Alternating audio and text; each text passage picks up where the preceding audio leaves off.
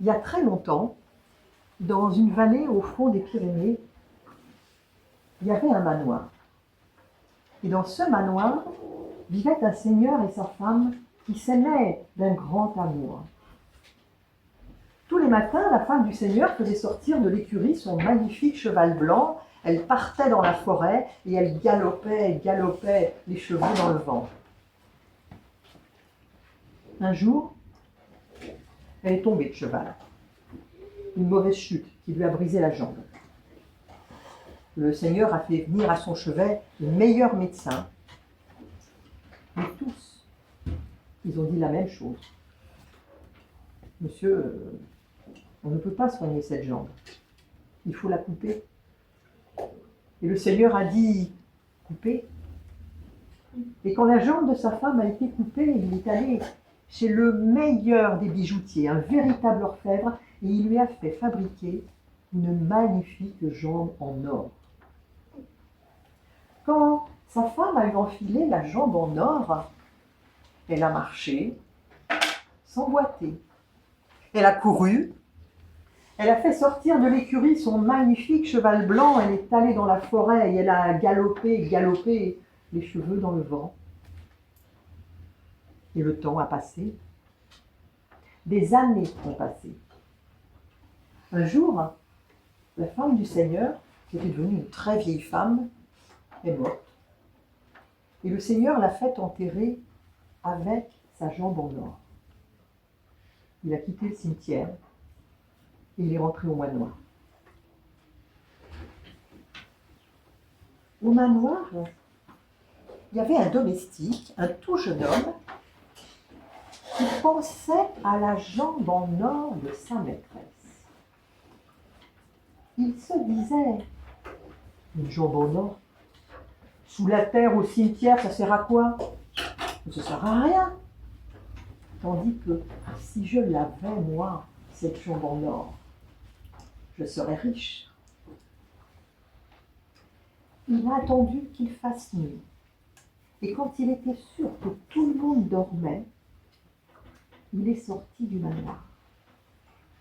Il a pris le chemin du ciel, il a ouvert la grande grille, il est allé à la tombe de sa maîtresse qui n'était pas encore refermée, il lui a pris la jambe en or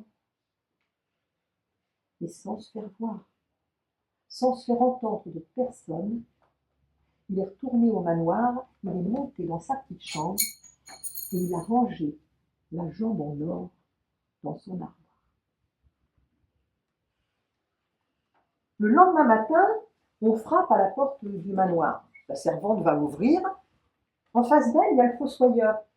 Le fossoyeur, c'est cet homme qui travaille au cimetière, qui creuse les tombes, qui le referme, qui fait tout l'entretien.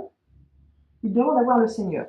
La servante va chercher le Seigneur et quand il est en face de lui, le fossoyeur lui dit « Monsieur, au cimetière, dans sa tombe, votre femme n'arrête pas de crier « Dors, dors, pour me rendre ma jambe d'or. Monsieur, s'il vous plaît, faites quelque chose. » Le Seigneur enfile ses vestes de cuir, ses bottes de cuir, et il prend le chemin du cimetière. Il est à peine arrivé à la grille qu'il entend sa femme crier « Dors, dors, qu'on me rende ma jambe d'or !» Il va à la tombe de sa femme et lui dit « Mais enfin, mamie, je vous ai fait enterrer avec votre jambe d'or. Vous l'avez. Cessez ce caprice et dormez pour l'éternité. Au revoir, mamie. » Et il retourne au cimetière, il retourne au manoir. Le lendemain matin, de nouveau, à la porte du manoir, on frappe. C'est le fossoyeur qui demande à voir le Seigneur. Et quand le Seigneur est en face de lui, il lui dit « Monsieur, au cimetière, dans sa tombe, votre femme ne cesse de crier « Dors, dors, pour me rendre ma jambe d'or. » Enfin, monsieur, s'il vous plaît, faites quelque chose. Le Seigneur demande à la servante d'aller faire taire sa femme. La servante, petit bonnet de coton de servante sur la tête, petit tablier blanc de coton, glisse ses pieds dans ses sabots de bois et elle prend le chemin du cimetière. Elle est à peine arrivée qu'elle entend Dors, dors, qu'on me rende ma jambe d'or. Il va à la tombe de sa maîtresse. Et elle lui dit, maîtresse, notre maître vous a enterré avec votre jambe d'or. Vous l'avez, maîtresse. S'il vous plaît, cessez de crier et dormez pour l'éternité. Au revoir, maîtresse. Et elle retourne au manoir.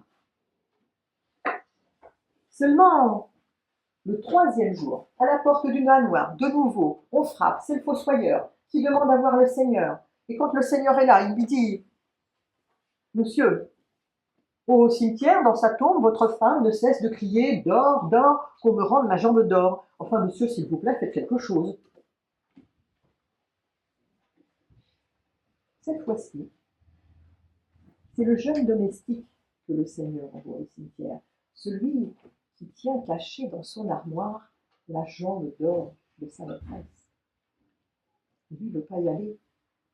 Oh non, non, non, s'il vous plaît, notre maître, pas ça, j'ai trop peur d'aller tout seul dans les cimetières.